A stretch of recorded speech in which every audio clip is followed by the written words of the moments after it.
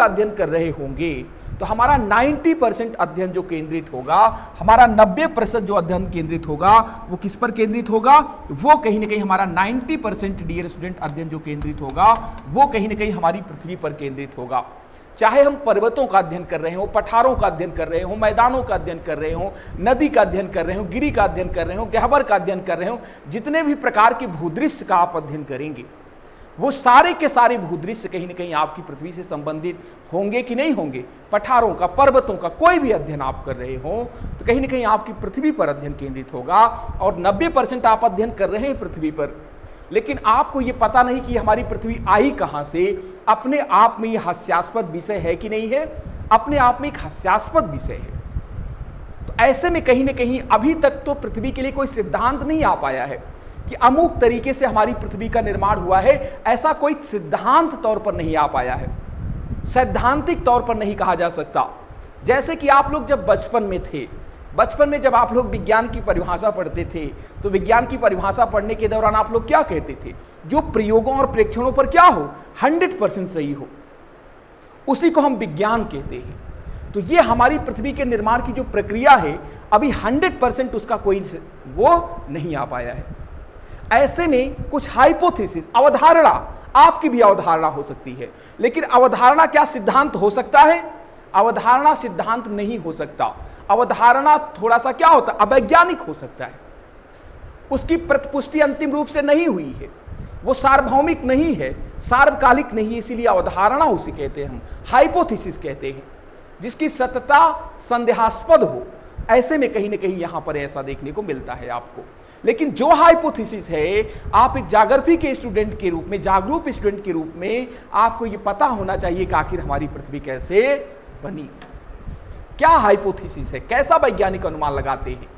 तो ऐसा हम जब पड़ताल करने की बात करते हैं तो हमें ज्योग्राफी में ये बात सामने आती है। कुछ वैज्ञानिक हमारे हैं जो हमें ये बताने का प्रयास कर रहे हैं कि हमारी पृथ्वी आखिर कैसे बनी। उसी में एक धारा के वैज्ञानिक हैं जो ये मानते हैं कि हमारी पृथ्वी एक पिंड से, हमारी पृथ्वी का निर्माण हुआ है। एक पिंड हमारे ब्रह्मांड में मौजूद था और उसी से हमारी पृथ्वी का निर्माण हुआ है। एक धारा के वैज्ञानिकों का ऐसा मानना है, ऐसा विश्वास है। वो वैज्ञानिक बताते हैं कि संपूर्ण ब्रह्मांड में एक गोलास्म था बड़ा, और ये गोलास्म बहुत सारे धूल के कणों और बहुत सारे किससे, गैसों से मिलकर के बना हुआ था। ये ब्रह्मांड में मौजूद था गोलास्म, और इसी गोलास्म से ये ब्रह्मांड में चक्कर लगा रहा था, ऐसा वैज्ञानिक लोग बताते हैं। और चक्कर लगाने के दौरान इसी गोलास्म से अलग होकर के एक छल्ले रूपी संरचना ऐसे क्या हो गई, अलग हो गई। और इस छल्ले रूपी संरचना को वैज्ञानिक लोग, जियोग्राफर्स क्या कहते हैं, निहारिका कहते हैं। क्या कहते हैं? निहारिका कहते हैं या नेबुला कहते हैं इस संरचना को। और फिर वैज्ञानिक लोग बताते हैं इसी नेबुला पर पुनः इस पर दबाव पड़ा, पुनः इस पर दबाव पड़ा, और दबाव पड़ने की वजह से ये नेबुला पुनः अपने ही घर्षण से, अपने आप के ही घर्षण से कितने भागों में, 8 भागों में, या पहले हमारे कितने ग्रहों की संकल्पना थी, 9 भागों में विभंगित हो गया। 9 भागों में क्या हो गया, विभंगित हो गया हमारा ये नेबुला। और जब ये 9 भागों में विभंगित हो गया और इसी से हमारे इन ग्रहों का निर्माण हुआ है, जिसे हम बुध, शुक्र और हमारी पृथ्वी है, और यहां पर हमारा क्या है, मंगल है, और बीच में हमारी क्या है, क्षुद्र ग्रह की पेटिका है। इस प्रकार से ये हमारे क्षुद्र ग्रहों की पेटिका है इस प्रकार से। और फिर यहां पर क्षुद्र ग्रहों की पेटिका के बाद हमारा कौन सा ग्रह है, बृहस्पति ग्रह है, सबसे आकार के दृष्टिकोण से बड़ा ग्रह है। और फिर हमारा यहाँ छल्ले नुमा ग्रह कौन सा है, शनि है। और फिर हमारा यहाँ पर अरुण है, और यहाँ पर हमारा वरुण है, और कुछ यहाँ पर पहले हमारा एक ग्रह और था, उसका नाम क्या है, यम या प्लेटो। इन सारे ग्रहों का निर्माण हुआ ऐसा वैज्ञानिक लोग बताते हैं। इसी के टूटने से, इसी नेबुला के विभंगन से यही नेबुला टूट गया, और फिर इस प्रकार से 9 ग्रहों का क्या हो गया, निर्माण हो गया। उसी में से आपका एक ग्रह है, नैसर्गिक ग्रह, जिसे आप लोग क्या कहते हैं, पृथ्वी कहते हैं। ये नैसर्गिक ग्रह है, ये नैसर्गिक ग्रह है। इसे अतुलनीय ग्रह कह सकते हैं, जिसकी तुलना अन्य ग्रहों से ना की जा सके। क्योंकि अभी तक जो साक्ष्य प्राप्त हुए हैं, अभी तक जो साक्ष्य प्राप्त हुए हैं, हमारे सोलर सिस्टम में, हमारे सौर परिवार के जितने ये सदस्य हैं, उन सभी सदस्यों में से मात्र किसके पास, मात्र हमारी पृथ्वी के पास ही क्या है, जीवन है। अभी तक अन्य ग्रह जो हमारे बुध, शुक्र, पृथ्वी, मंगल, बृहस्पति, शनि, अरुण, वरुण और यम है, इस पर जीवन के प्रामाणिक साक्ष्य उपस्थित नहीं हो पाए। हमारी पृथ्वी एकमात्र ऐसा ग्रह है जिस पर कहीं न कहीं हम सभी को जीवन देखने को मिलता है। हमारी पृथ्वी पर जीवन है क्योंकि हमारी पृथ्वी सूर्य से ना तो अधिक दूरी पर है ना तो अधिक नजदीक है, ऐसा कह सकते हैं साधारण भाषा में। साधारण बोलचाल की भाषा में हम ऐसा कह सकते हैं कि यह हमारे सूर्य से ना अधिक दूरी पर है ना अधिक नजदीक है। अगर आप कल्पना करें आपकी पृथ्वी को उठा करके बुध के स्थान पर रख दिया जाए, किसके स्थान पर रख दिया जाए? बुध के स्थान पर रख दिया जाए, तो आप लोग बताइए पृथ्वी पर जीवन संभव हो पाएगा? पृथ्वी पर जीवन संभव नहीं हो पाएगा। सब कुछ जल करके क्या हो जाएगा? नष्ट हो जाएगा, क्योंकि वह हाई टेम्परेचर है, इस कारण से नष्ट हो जाएगा। और फिर अगर आपकी पृथ्वी को यहां से उठा करके यम की जगह रख दिया जाए या यहां फिर अरुण, वरुण की जगह रख दिया जाए, तो क्या आपकी पृथ्वी पर जीवन होगा? नहीं होगा, क्योंकि वहां अत्यधिक ठंडा है। ऐसे में एक बात कही जा सकती है, एक बात साधारण भाषा में कही जा सकती है इस स्थिति के लिए कि हमारी पृथ्वी गोल्डन सिचुएशन पर है। किस पर है? गोल्डन सिचुएशन पर है, सुनहरे स्थान पर है कि नहीं है? इसी को जियोग्राफी की भाषा में क्या कहते हैं? गोल्डीलॉक्स जोन कहते हैं। गोल्डीलॉक्स गोल्डन एरिया में है हमारी पृथ्वी सौर परिवार में। अत्यधिक नजदीक ला देंगे तब भी जीवन नहीं, और अत्यधिक दूर ले जाएंगे तब भी इस पर जीवन संभव नहीं है। इस कारण से हमारी पृथ्वी गोल्डीलॉक्स जोन में है, जिसके कारण हमारी पृथ्वी पर जीवन संभव हो पाया। तो इस तरीके से हमारी पृथ्वी के निर्माण के संदर्भ में एक धारा के वैज्ञानिकों की हाइपोथेसिस है, ना कि सिद्धांत है।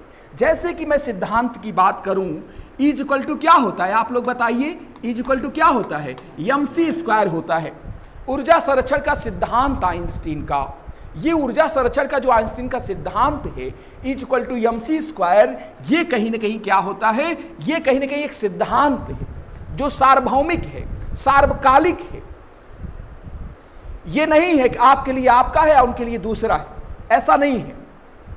इसी कारण से सिद्धांत हो पाया है। वैज्ञानिक प्रयोगों और प्रेक्षणों के आधार पर, तार्किकता या रैशनैलिटी के आधार पर 100% क्या है? सत्य है। इसी कारण से सिद्धांत है। लेकिन ये हमारी पृथ्वी के जन्म का सिद्धांत अभी तक नहीं आया है। रिसर्च लगातार क्या है? जारी है। लेकिन जो रिसर्च हो चुकी है उसकी आपको मोटा मोटी जानकारी होनी चाहिए, है ना, कि हमारी पृथ्वी कैसे बनी। क्योंकि हम सभी लोग अपनी पृथ्वी माता के ऊपर रहते हैं, तो हम सबको ये जानने का अधिकार नहीं है कि हमारी माता जी कहाँ से आई है। जानने का अधिकार है कि नहीं है? तो इसको जानिए, तो ऐसा प्रयास करना है, तो ऐसा करके जानना है कि हमारी पृथ्वी कैसे बनी। और दूसरी धारा के वैज्ञानिकों का मानना है, माय डियर स्टूडेंट, कि ब्रह्मांड में एक पिंड नहीं था, ब्रह्मांड में दो बड़े बड़े पिंड थे। बस ऐसे कर लेना है, एक पिंड और बना लेना है। इसे द्वैतवादी परिकल्पना कहते हैं। दर्शन शास्त्र में होता है द्वैतवाद, जो दो ईश्वर में विश्वास रखता हो, अद्वैतवाद जो एक ईश्वर में विश्वास रखता हो। तो ये हमारी परिकल्पना कैसी है? द्वैतवादी। और ये द्वैतवादी परिकल्पना में ये गैस वगैरह है और बड़े बड़े इसी में गोलास में है, इसमें भी गैस वगैरह है और बड़े बड़े गोलास में है। ये दोनों पिंड आपस में ब्रह्मांड में तैर रहे थे, वैज्ञानिक लोग बताते हैं। तैरने के दौरान वैज्ञानिक लोग बताते हैं ये दोनों पिंड आपस में क्या हो गए? टकरा गए। और जैसे ये दोनों पिंड आपस में टकराए हैं, जैसे इनमें टकराहट हुई है, आप लोग बताइए, दो पिंड आपस में टकराते हैं तो क्या होता है? उसमें क्या होता है जब दो पिंड आपस में टकराते हैं? तो उसमें टूटन फूटन होता है ना, घर्षण की वजह से फ्रिक्शन, टकराए और टूटन फूटन होता है दो पिंड आपस में टकराने से। तो ऐसा वैज्ञानिक लोग मानते हैं, जब ये लोग टकराए तो इसी में से गोलास में वगैरह बड़े बड़े भूखंड अलग हो गए और सब लोग अपना ग्रह का रूप धारण करके हमारे सौर परिवार का क्या कर दिया? निर्माण कर दिया। क्या वो कोई बहुत रॉकेट साइंस बताई जा रही है? ऐसा कुछ भी नहीं है, बहुत सिंपल सी बात है। तो कम से कम जागृति पढ़ने से पहले ये आपको जानकारी होना बेहद आवश्यक है। इस प्रकार से कहीं ना कहीं हमारी पृथ्वी का निर्माण हो गया और इसी पे हमारी पृथ्वी का क्या है? ऐसे हमारी पृथ्वी चल रही है और हमारी पृथ्वी पर ही जीवन है और कहीं पर जीवन संभव नहीं है अन्य ग्रहों पर। अगर आपसे मैं पूछूं जैव विकास का क्रम, जैव विकास का सब लोगों ने पढ़ा होगा, जैव विकास का चैप्टर सब लोग 10 तक पढ़ते हैं, जैव विकास। तो आप लोग बताइए, आपकी पृथ्वी है ये, आपकी पृथ्वी पर आप लोग बताइए सबसे पहले वायुमंडल आया कि सबसे पहले जल आया? आप लोग बताइए सबसे पहले क्या आया आपकी पृथ्वी पर? आपकी पृथ्वी पर सबसे पहले वायुमंडल आया। सबसे पहले आपकी पृथ्वी पर क्या आया? वायुमंडल आया। और जब आपकी पृथ्वी पर सबसे पहले वायुमंडल आ गया तो वायुमंडल में कौन सी गैसें मौजूद थी? हाइड्रोजन और ऑक्सीजन। हाइड्रोजन और ऑक्सीजन मौजूद थी और दोनों ने अभिक्रिया करके क्या बना दिया? H2O बना दिया। कालांतर में धीरे धीरे ठंडा होकर हमारी पृथ्वी ने, सबसे पहले इस पर वायुमंडल का विकास हुआ होगा और वायुमंडल के विकास के तत्पश्चात इस पर जब गैसें आ गई और गैसों में अभिक्रिया हुई होगी, हाइड्रोजन के 2 अणु और ऑक्सीजन के 1 अणु मिलकर के क्या बनाए होंगे? H2O का निर्माण किए होंगे, मीन्स जल का निर्माण हो गया। और जैसे ही माय डियर स्टूडेंट जल का निर्माण होगा वैसे ही हमारी पृथ्वी पर बारिश होगी। और जब हमारी पृथ्वी पर बारिश होगी तो हमारी पृथ्वी पहले गर्म और तप्त थी, तो धीरे धीरे ठंडा हो जाएगी कि नहीं हो जाएगी? और फिर धीरे धीरे ठंडा हो जाएगी। और आप सबके पूर्वज, आप सब जब छोटे से बचपन में थे तभी से सुनते आ रहे हैं जल ही जीवन का क्या होता है? जल ही जीवन का क्या है? जल ही जीवन का सार है, या कह सकते हैं जल ही जीवन का आधार है। जीवन का क्या है? आधार है। ऐसा आप लोग बचपन से पढ़ते आ रहे हैं, सुनते आ रहे हैं। सब पूर्वज लोग ऐसा ज्ञान आपको देते हैं। तो क्या जो आपको पूर्वज लोग आपको ज्ञान देते हैं वो गलत ज्ञान देते हैं? नहीं, सब आपके पूर्वज, आपके जो वृद्ध लोग है ना, वो सब अनुभवी लोग हैं। इस कारण से आपको बताते हैं कि जल ही जीवन का क्या होता है? आधार होता है। और जब हमारी पृथ्वी पर जीवन आ गया, जल आ गया, तो जीवन आ जाएगा कि नहीं आ जाएगा? इसी कारण से हमारे जितने भी मिशन होते हैं, चाहे मार्स को लेकर के जीवन की तलाश हो, या किसी अन्य ग्रहों पर जीवन की तलाश हो, या हमारे उपग्रह चंद्रमा को लेकर के जीवन की तलाश हो, जब हमारे वैज्ञानिक जाते हैं, इन पिंडों पर जाते हैं, तो सबसे पहले वो मिट्टी खोजने का प्रयास करते हैं क्या? नहीं, सबसे पहले क्या खोजने का प्रयास करते हैं? जल खोजने का प्रयास करते हैं। वैज्ञानिक लोग सोचते हैं अगर जल मिल जाएगा तो हम लोग आसानी से प्रेडिक्शन लगा सकेंगे कि इस पर जीवन निश्चित रूप से है, इस प्लेनेट पर। इस कारण से जल की तलाश करते हैं सबसे पहले वो, और फिर कहीं न कहीं हमारी पृथ्वी पर ऐसा तलाश करते हैं वो, और ऐसा कहीं न कहीं देखते हैं क्योंकि जल आ जाए। अब जब जल आ जाता है तो आपने जैव विकास का पढ़ा होगा सिद्धांत, जल में ही एक कोष की जीवों का क्या हुआ है? विकास हुआ है। एक कोष की जीवों का विकास हुआ, यूनिसेलुलर, एक कोष की जीव, एक कोष की जीवों से बहुकोष की जीवों का विकास हुआ, और फिर आप जैसे एक है ना प्रबुद्ध प्राणियों का विकास हुआ। आप जैसे प्रबुद्ध प्राणियों का विकास हुआ जो कहीं न कहीं क्या कर सकते हैं? सोच सकते हैं, समझ सकते हैं, और उसको क्या कर सकते हैं? अभिव्यक्त भी कर सकते हैं। व्यवस्थित क्रम में सोचने की क्षमता आपके अंदर है।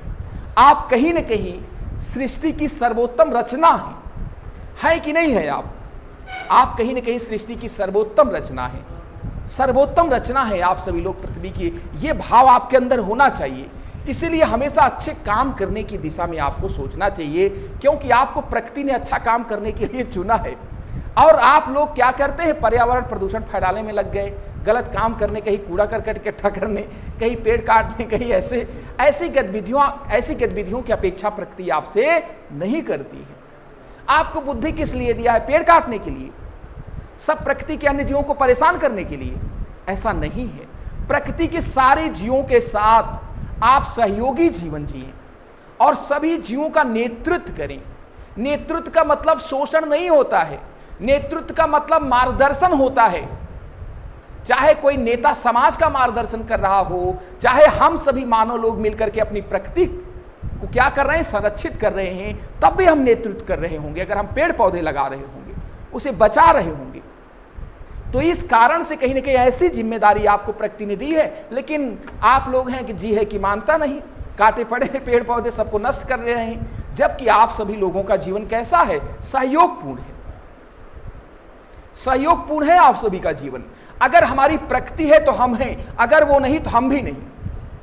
आप कभी कल्पना करें अगर पेड़ पौधे और छोटे छोटे कीड़े मकोड़े जीवजंतु सब ना हो, हम सब नहीं होंगे। फिर उस दिन अगर ऐसा दिन आ गया तो उस दिन हम लोग नहीं होंगे। ऐसा दिन मत आने दीजिए और अपनी प्रकृति को क्या करना है? संरक्षित करना है। तो ये बातें सभी को ध्यान में रखनी है। ऐसा जब जल आ गया तो फिर जीवन ऐसा आ गया हमारी प्रकृति में। आप लोग बहुकोष की जीव हैं कि एक कोष की जीव हैं? बहुकोष की जीव हैं, और बहुत सारी 2 अरब कोशिकाएं मिल करके सब आप लोगों के शरीर को बनाती हैं। सब कोशिकाएं आपके शरीर में काम कर रही हैं। इसी से आप लोग, कोशिका ही आपके शरीर की आधारभूत रचनात्मक क्रियात्मक क्या है, इकाई है, फंक्शनल यूनिट है, और फिर स्ट्रक्चरल यूनिट है। रचना भी आप उसी से हुई है। और आप जो यहाँ क्लास ले रहे हो बैठ करके और फिर बाहर जाओगे, घूमे टहलोगे इधर उधर, वो सब आपकी कोशिकाएं सब काम कर रही हैं, समेकित रूप से आप सभी को ऊर्जा प्राप्त हो रही है, तभी आप लोग ऐसा कर पा रहे हैं। लेकिन आप लोग व्यवहारिक जीवन में ऐसा समझ थोड़ा है ना, लेकिन आप लोग को ध्यान देना चाहिए कि ऐसा है तभी ऐसा है। जिनके शरीर में ऊर्जा नहीं है वो सभी लोग कहाँ चले जाते हैं, ICU है ना, इंसेंटिव केयर सेंटर।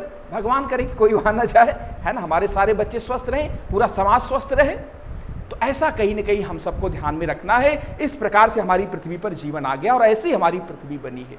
इस प्रकार इन प्रक्रियाओं से हमारी पृथ्वी बनी है, ऐसी हाइपोथेसिस, ऐसा मानना है हमारे वैज्ञानिकों का, ऐसा विश्वास है। तो ये बातें कम से कम आपको पता होना चाहिए कि हमारी पृथ्वी पर जीवन कैसे आया, हमारी पृथ्वी बनी कैसे। जब सब लोग ग्रह बन रहे थे, अब देखिए यहां एक बहुत कमाल की बात आपको देखने को मिलेगी। जब सब लोग ग्रह बन रहे थे, जब पूरा ये टूटा था पिंड, सब ऐसे बिखर गए थे, गैस वगैरह और भूखंड वगैरह सब बिखर गए थे, और सब लोग अपने अंदर अंदर क्या कर रहे थे, पिंडों को मिला रहे थे, जोड़ जोड़ करके अपना आकार बड़ा कर रहे थे, अपना भूदृश्य तय कर रहे थे। उस दौरान ये जो बीच में आप देख रहे हैं, कहा जाता है क्षुद्र ग्रह कहा जाता है। ये सब लोग क्या कर रहे थे, यायावरी जीवन जी रहे थे। हमको किसी से कोई मतलब नहीं, हम तो निर्लिप्त रहेंगे। इसी कारण से ये लोग पिंड में समाहित नहीं हो पाए। आज भी बीच में त्रिशंकु की तरह लटके हुए, इनको क्या कोई सम्मान प्राप्त हो पा रहा है, जैसा कि आपकी पृथ्वी को मिल पा रहा है, जैसा कि आपके मंगल को मिल पा रहा है। उनका नाम है, ग्रह है, सम्मान है। लेकिन क्या क्षुद्र ग्रहों को ऐसा मिल पा रहा है? इनको देखिए कितनी गलत उपमा से क्षुद्र। क्षुद्र आपको कोई कहे आप बहुत क्षुद्र प्राणी है, तो आप लोग खुश होंगे क्या? आप लोग बहुत नाराज हो जाएंगे, क्योंकि कोई क्षुद्र नहीं बनना चाहता, सब लोग महान बनना चाहते हैं। और ऐसा चाहिए भी, मानव मनोविज्ञान को ऐसा चाहिए भी, सब लोग महान बनने की दिशा में आगे बढ़े, जिससे समाज पूरा अच्छा काम करे। तो ऐसा कहीं ना कहीं कोई नहीं। लेकिन ये लोग क्या कर रहे थे, जब सारे बच्चे लोग पढ़ रहे थे, अपना अस्तित्व सिद्ध कर रहे थे कि हमको ये जॉब पाना है, हमको ये उपलब्धि पानी, हमको पुलिस बनना है, कोई कह रहा था हमको वो बनना है, एडिटर बनना है, कोई कह रहा था हमको है ना एक्साइज इंस्पेक्टर बनना है, कोई कह रहा था हमको IPS IAS बनना है, कोई ऐसे सब लोग कह रहे थे आयकर अधिकारी बनना है। सब लोग ऐसे बच्चे लोग अपना पढ़ने में लगे हुए थे। और ये जो बच्चे आए थे पढ़ने के लिए, ये लोग अपना सब जगह खड़े होकर चाय नाश्ता ये सब कर रहे थे, और सब फास्ट फूड सारी दुकानें चट कर जा रहे थे जहां खड़े हो रहे थे, ऐसी गतिविधियों में लगे हुए थे। इस कारण से ये लोग क्या हो गए, समय जब था उसका उपयोग नहीं कर पाए, ये पिंड नहीं बन पाए, क्षुद्र ग्रह के रूप में ऐसे लटके हैं, बीच में ऐसे लटके हैं। इसीलिए इन्हें क्या कहा जाए, क्षुद्र ग्रह। इधर से ये चारों लोग मिलकर के खींचे हुए, इधर से ये चारों लोग इनको मिलकर के खींचे हुए, वहीं पर अपना त्रिशंकु की तरह लटके हुए हैं। तो ये बातें थोड़ा ध्यान में रखनी है ना। और सब लोग पिंड जो मिल गए उस समय और तकाजे का इस्तेमाल कर लिया। उस समय जब निर्माण, हर चीज का निर्माण का एक कालखंड होता है, जैसे आपके निर्माण का ये कालखंड है डियर स्टूडेंट। अगर इस समय आप खूब यायावरी जीवन जिए, कहीं रिश्तेदारी जा रहे, आज सर हम नहीं आ पाएंगे, हम जा रहे हैं रिश्तेदारी, तो ऐसे रोज रिश्तेदारी आप जाइए और सर और को ऐसे अपना बनाते रहिए, रोज गोला देते रहिए, तो क्या आप अपने अस्तित्व को सिद्ध कर पाएंगे? नहीं। और जो बच्चे रोज अपना आ रहे हैं और पढ़ रहे हैं, तो वो कहीं ना कहीं अपने अस्तित्व को सिद्ध करने की दिशा में आगे एक एक कदम रोज डेली बढ़ रहे हैं। सरकारों को उनका सहयोग करना चाहिए, ना कि पेपर आउट करवाना चाहिए। सरकारों को उनको सहयोग करना चाहिए ऐसे बच्चों को। मुन्ना भाई MBBS लोगों को आप अगर नौकरी दोगे तो उससे समाज का कल्याण नहीं होना। जो बच्चे मेहनत कर रहे हैं उनके अधिकारों को मारा नहीं जाना चाहिए। ये सबसे निवेदन है, जो भी संबंधित लोग हैं उनसे यही निवेदन है कि सब जो बच्चे अच्छे लोग पढ़ रहे हैं, क्योंकि पढ़ना जीवन का कठिन काम है सबसे, तो इस कारण से सब पढ़ने वाले बच्चों को ही नौकरी मिलना चाहिए। जो नहीं पढ़ रहे हैं वो अपना गाड़ी लेकर के इधर उधर घूमते रहे, उन लोग को नौकरी नहीं मिलना चाहिए। तो ऐसा कहीं ना कहीं ये बातें ध्यान में आती हैं। तो ऐसे में कहीं ना कहीं ये लोग अपने अस्तित्व को सिद्ध नहीं कर पाए, इसीलिए लटके हुए हैं। जो बच्चे अपना अस्तित्व सिद्ध कर लेंगे इस निर्माण के कालखंड में, वो लोग सफल हो जाएंगे। ऐसा नहीं है कि जब आप 80 साल के हो जाएंगे, 70 साल के हो जाएंगे, तब कहेंगे हम आज माने चल रहे हैं SSC कोचिंग ज्वाइन करने, तो ऐसा कह पाएंगे क्या? क्योंकि आपके निर्माण का कालखंड क्या हो गया, ओवर हो गया, समाप्त। तो यही आपके निर्माण का कालखंड है, तो इसका उपयोग करना है ना। तो यहां पर कहीं ना कहीं ये बातें ध्यान में आती हैं। अब हमारे ग्रह जो थे डियर स्टूडेंट, आप लोग एक घटना सुने होंगे सन 2006 में। कब? सन 2006 में हमारे एक ग्रह की संख्या कम हो गई। हमारा प्लेटो ग्रह की श्रृंखला से क्या कर दिया गया? इसे बाहर का रास्ता दिखा दिया गया। What reason? इसके पीछे क्या कारण था? कारणों की तलाश करनी चाहिए कि नहीं करनी चाहिए? जरूर करनी चाहिए। तो हम कैसे इस ग्रह को बाहर कर दिया गया ग्रह की श्रृंखला से? हम लोग इतना सन 2006 के पहले चिल्लाते आ रहे हैं कि 8 ग्रह थे, 8 ग्रह थे, और आकस्मिक रूप से हम लोग बोलने 9 ग्रह थे, 9 ग्रह थे। 9 ग्रहों का मैथोलॉजी में अपने कॉन्सेप्ट भी है, 9 ग्रहों की पूजा पाठ भी हम लोग कर रहे हैं लगातार। और फिर हमारे ग्रहों की संख्या को कम कर दिया गया।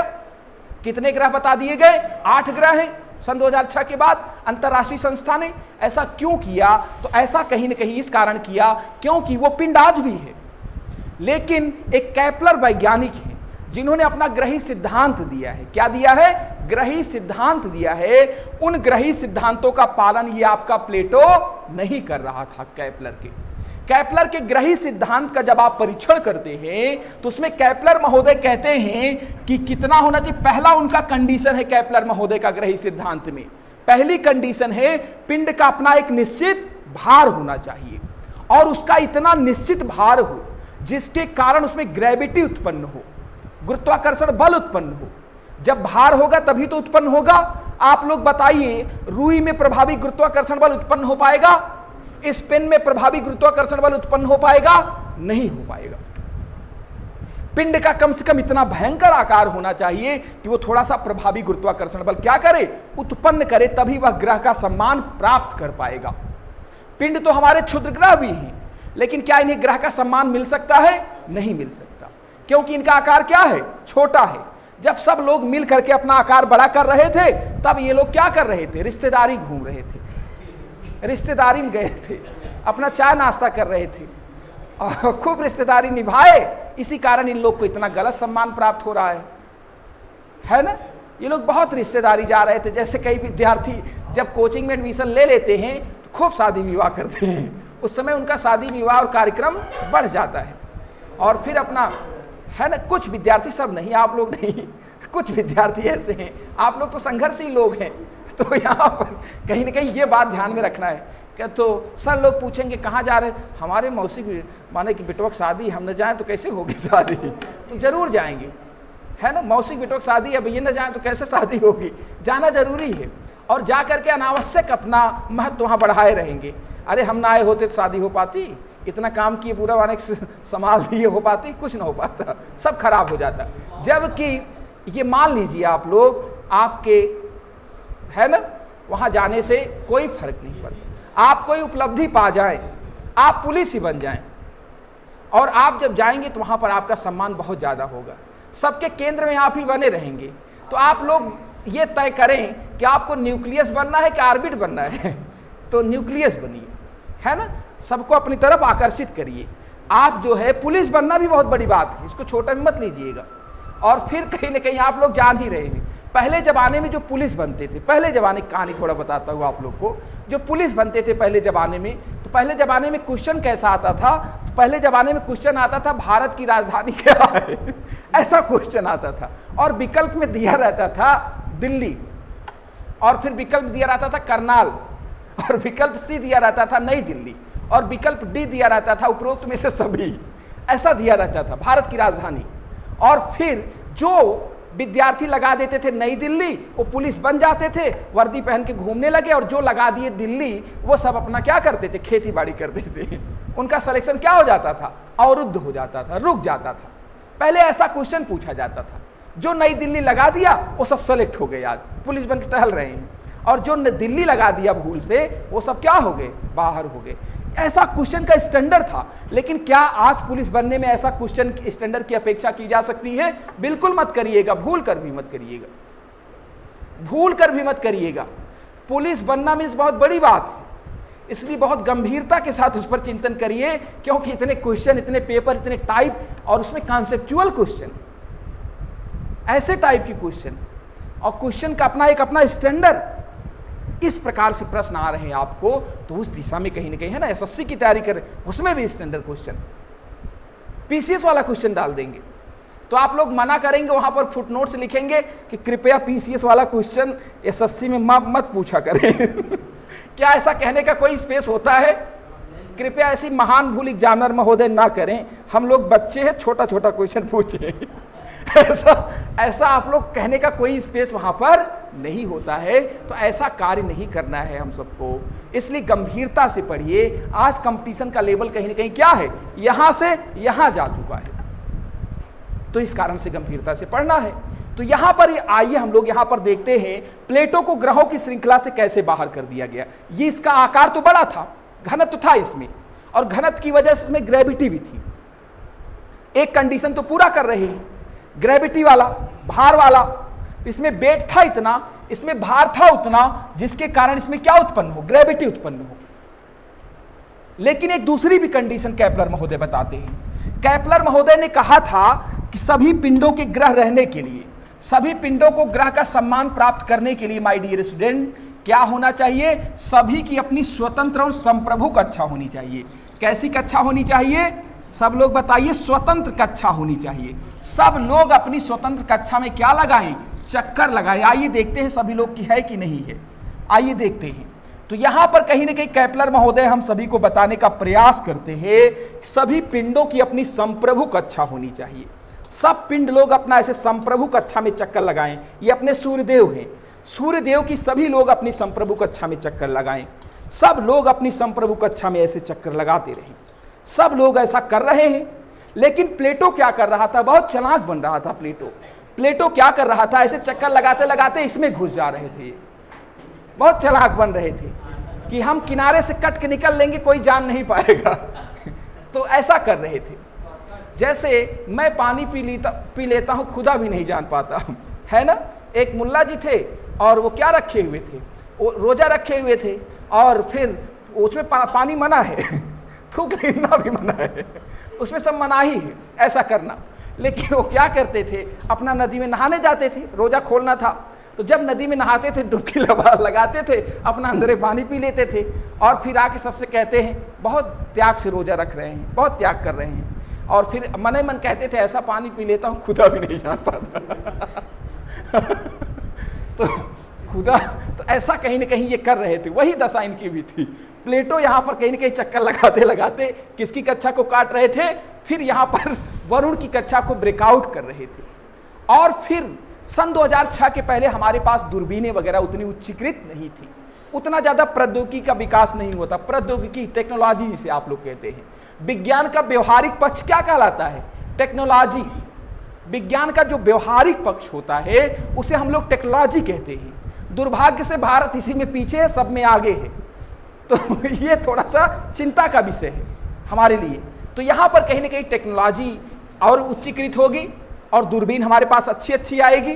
तब तक इन्हें सन 2006 तक कोई जान नहीं पाया था, खूब पानी पी रहे थे, अपना आराम से ऐसे काट रहे थे कक्षा को। लेकिन सन 2000 के पास जब अच्छी दूरबीनें आई तो इनकी मॉनिटरिंग होती सभी ग्रहों की प्रयोगशाला में, नीदरलैंड में प्रयोगशाला है। तो मॉनिटरिंग के दौरान वैज्ञानिकों ने देखा अच्छी दूरबीन से ये किसको काट रहे हैं, वरुण की कक्षा को ब्रेकआउट कर रहे थे। तो इन्होंने कहा कि केपलर के ग्रही सिद्धांतों का ये क्या कर रहे हैं, उल्लंघन कर रहे हैं, इसलिए इन्हें ग्रह की श्रृंखला से क्या कर दिया जाता है, बाहर कर दिया जाता है। इसलिए इन्हें ग्रह की श्रृंखला से क्या कर दिया गया, बाहर कर दिया गया, बाहर का रास्ता दिखा दिया गया। अब प्लेटो हमारा उपग्रह ग्रह नहीं है, तो इनका सम्मान छिन गया कि नहीं छिन गया। ग्रह होना अपने आप में सम्मान का विषय है, तो इनका सम्मान छिन गया। अब ये ग्रह की श्रृंखला में नहीं रह गए हैं, अब ये ऐसे पिंड हैं। तो क्या जब ये ग्रह की श्रृंखला में नहीं रह गए तो आप लोग रस्सी लगा के इनको नीचे गिरा लिए कि अब नहीं रह गए तो आप चलो नीचे? ऐसा नहीं है, आज भी ये पिंड के रूप में वहां मौजूद है, लेकिन इनका बस क्या हो गया, सम्मान छिन गया है। जैसे कई लोग मानते हैं, कई विद्यार्थी ऐसे हैं जो गाँव में अपना माने देखें पुलिस उलिस को और एसआई वगैरह को, दरोगा और अगर को, तो सोचते हैं कि दरोगा और एसआई बनने का मतलब है लोगों के साथ मिसबिहेव करना और खूब रोब जमाना। सबके ऊपर क्या जमाना, रोब जमाना, खूब अपना माने कि जा रहे हो हर चीज़ फ्री करवा लेना रोब के बल पे, ऐसा सोच लेते हैं। लेकिन क्या ये पुलिसिंग का धर्म है?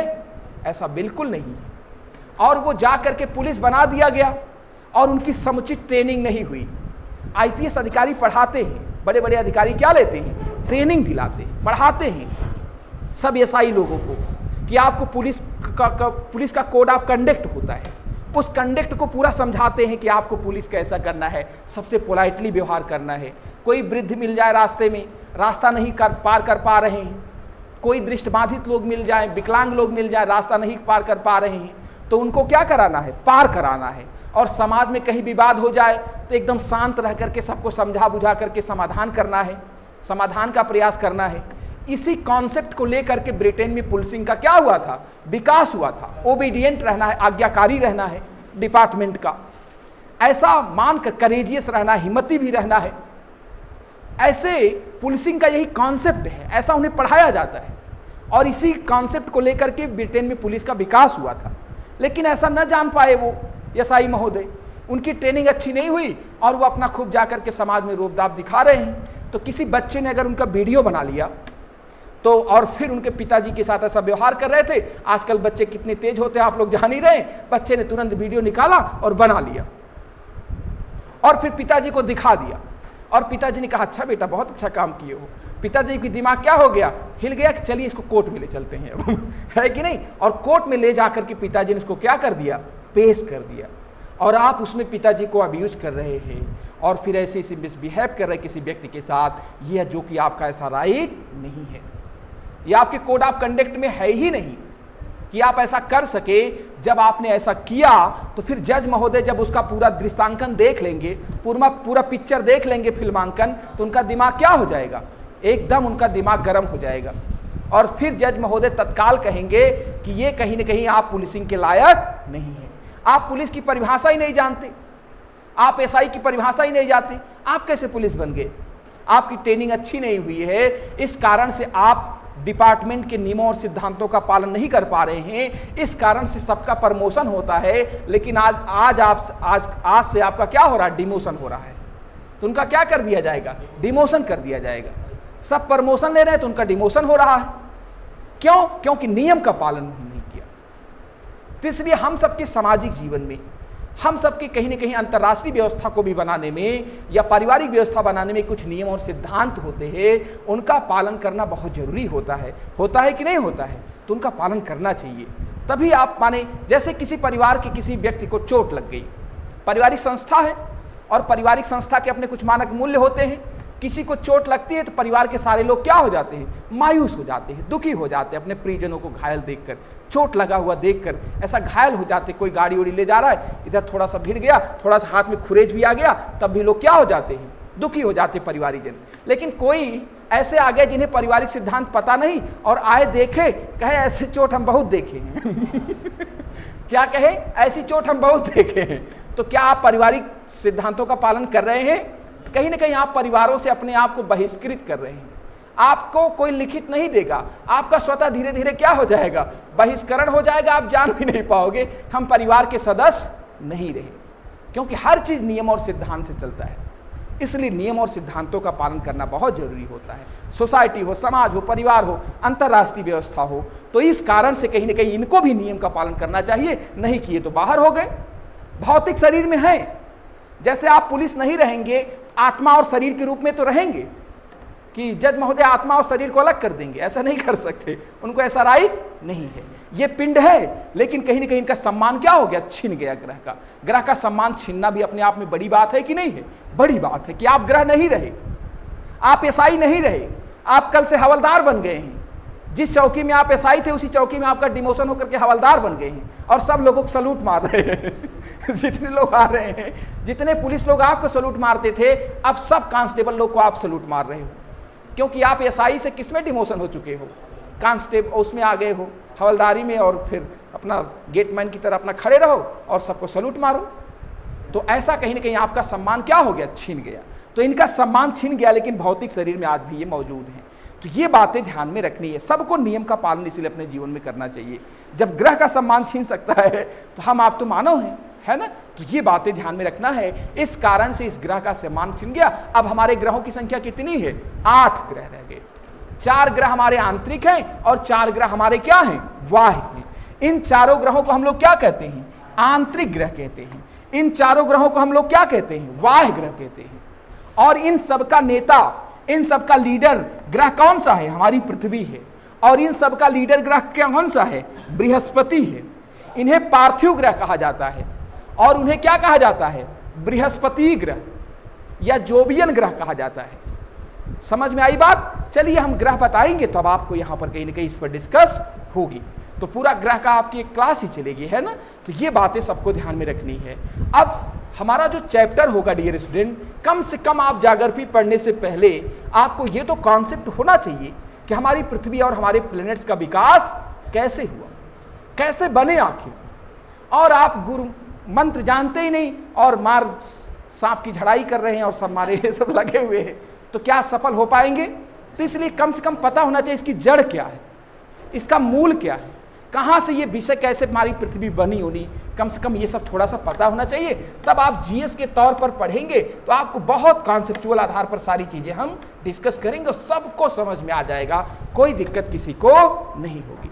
तो आप लोग एक बात बताएं, आप लोग ज्योग्राफी को कॉन्सेप्चुअल पढ़ना चाहते हैं, अवधारणा के साथ पढ़ना चाहते हैं, एक माने विस्तृत अवधारणा और ये सब सारी चीजें, एक कॉन्सेप्ट आपका क्लियर हो बिल्कुल, या फिर ऐसा पढ़ना चाहते हैं कि मैं पॉइंट पॉइंट आकर के लिखा दूं और आप लिख करके ले जाइए लूसेंट की तरह रख लीजिए?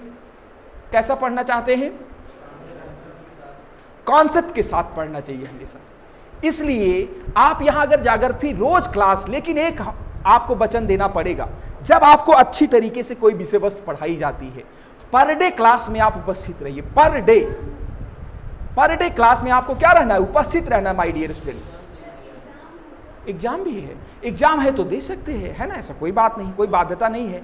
एग्जाम है तो नहीं जबरदस्ती आइए एग्जाम छोड़ दीजिए, अपना भविष्य है ना, तो आप लोग उसको एग्जाम दीजिए। कभी एक दिन नहीं आए तो चल जाएगा, लेकिन आप अगर कॉन्सेप्चुअल विषय पढ़ रहे हैं, 5-6 दिन 7 दिन लगातार नहीं आ रहे हैं, बीच बीच में आते रहिए। जैसे एक दिन एग्जाम है, गैप है तो आ जाइए, एग्जाम है तो दीजिए, है ना, ऐसा नहीं है। और फिर कहीं ना कहीं आप जैसे कोई 5, 7, 8, 10 दिन नहीं आ रहे हैं एक साथ ही, 1 महीने बाद जब पूरी हम भी सर ज्योग्राफी पढ़ रहे हैं, तो ऐसा क्या समझ में आएगा आपको? एक दिन प्रकट हो गए आकर के ईश्वर की तरह, एवं मस्त सब कुछ बढ़िया चल रहा, अच्छा कैमरा ठीक बढ़िया है, पंखा बढ़िया चल रहा, 4 पंखा लगा हुआ है, एक बढ़ा नहीं 4 ही है, देख गए थे। ऐसा करेंगे तो क्या होगा? कुछ नहीं। तो इसलिए जब यहाँ पढ़ने के लिए ही आए हैं और कुछ करने के लिए आए हैं? पढ़ने के लिए आए हैं केवल, और कुछ तो करना नहीं है। ऐसा नहीं है कि एक ये हैंगिंग ब्रिज जो बना है, जो नैनी वाला पुल बना है, ऐसा प्रोजेक्ट लेकर तो नहीं आए हैं कि हम दूसरा बनाएंगे, ऐसा ही एक यहाँ पर ऐसा प्रोजेक्ट तो है नहीं कोई। ऐसा महान प्रोजेक्ट मत लीजिएगा, है ना, अपने ऐसे अपने डिक्शनरी में इसको मत रखिएगा, आपसे कोई मतलब नहीं। ब्रिज 10 बन जाएगा, 20 बन जाएगा, भारत सरकार के पास बहुत पैसा है। आपको पहले अपना जीवन कहीं ना कहीं क्या करना है? अच्छा बनाना है, सब विद्यार्थियों का। और भारत राष्ट्र अमीर राष्ट्र है, लेकिन यहाँ की जनता क्या है? समझ ही रहे हैं? नहीं, बहुत ही स्वाभिमानी जनता है, अच्छी जनता है यहाँ की, लेकिन गरीब है। राष्ट्र बहुत अमीर है आपका, पूरी दुनिया की इकोनॉमी की 5वीं अर्थव्यवस्था है जीडीपी की दृष्टिकोण से, लेकिन आज भी हमारे समाज के सामने तमाम चुनौतियां हैं कि नहीं हैं? तो उसको महसूस करते ही अपना बढ़िया से पढ़िए आप लोग, और फिर कहीं ना कहीं ऐसे 10-10 पुल 20-20 पुल बन जाएंगे। भारत के पास इतना पैसा है, तो यहां पर कहीं ना कहीं ये बातें ध्यान में रखना है। लेकिन ये बातें जब आप ध्यान में रखेंगे तो रोज डेली क्लास में आइए, और कहीं एग्जाम है तो एग्जाम भी देते रहिए, क्लास भी ज्वाइन करते रहिए, अपना सारी गतिविधियां आपकी चलती रहे। और फिर मैं कॉन्सेप्ट के आधार पर आपको ज्योग्राफी बता दूंगा और बिल्कुल आपको समझ में आ जाएगा, कोई दिक्कत किसी विद्यार्थी को नहीं होगी। लेकिन क्रमशः रोज क्लास में उपस्थित रहने का प्रयास है ना। एग्जाम है तो एग्जाम दें, कोई आवश्यक काम है तो, है ना, कोई कभी बीमार भी हो सकते हैं, भाई भौतिक शरीर है तो कुछ भी हो सकता है, तो ऐसा लेकिन होगा नहीं। आप लोग युवा हैं, ऊर्जावान हैं, इतनी गर्मी ठंडी तो चलती रहती है आपके लिए, मनोबल हाई है, कुछ नहीं होगा। ब्लड सर्कुलेशन से कुछ रोग 70% किससे होता है? ब्लड सर्कुलेशन से। और आप अगर निश्चित कर लिए कुछ नहीं हमको, तो आप कहीं ना कहीं बड़े बड़े रोग से भी कोई भी लड़ सकता है, क्योंकि 30% ही रोग होता है, 70% मानस ब्लड सर्कुलेशन से होता है। तो ये बातें ध्यान में रखनी है। तो हम लोग इस तरीके से कॉन्सेप्ट के आधार पर ज्योग्राफी पढ़ेंगे और फिर बिल्कुल समझ जाएंगे, ज्योग्राफी में कोई दिक्कत नहीं आनी है आपको, ये मेरा पूरा कमिटमेंट है ना। और पूरी तरीके से आप समझ जाएंगे। और ऐसा मैं फैक्ट आकर के लिखा दूं, और फिर फैक्ट तो बहुत सारी बुकों में है ना, तो यहाँ पर समय बर्बाद करने की कोई आवश्यकता नहीं, इसलिए ऐसा नहीं पढ़ना है ना, कॉन्सेप्ट पढ़ना है। जिससे आप ज्योग्राफी के पूरे पिलर वगैरह जान जाएं, कहाँ कहाँ पिलर लगा हुआ है, कहाँ क्या है, कहाँ कैसा है, ये वो पूरा आपके दिमाग में आ जाए, कहाँ ज्योग्राफी ये चीज़ होती है। इस तरीके से इसको पढ़ा जाता है। तब आप कभी भी कोई भी एग्जाम देंगे, बड़े से बड़ा SI PCS लेवल का कोई भी एग्जाम देंगे माय डियर स्टूडेंट, मुझे पूरी उम्मीद है इस क्लास के बाद आपको कहीं पढ़ने की कोई आवश्यकता नहीं है, इतना बढ़िया आपका कॉम्पिटिटिव तैयार हो जाएगा। तो चलिए नेक्स्ट क्लास मिलते हैं, फिर वार्ता को जाएंगे।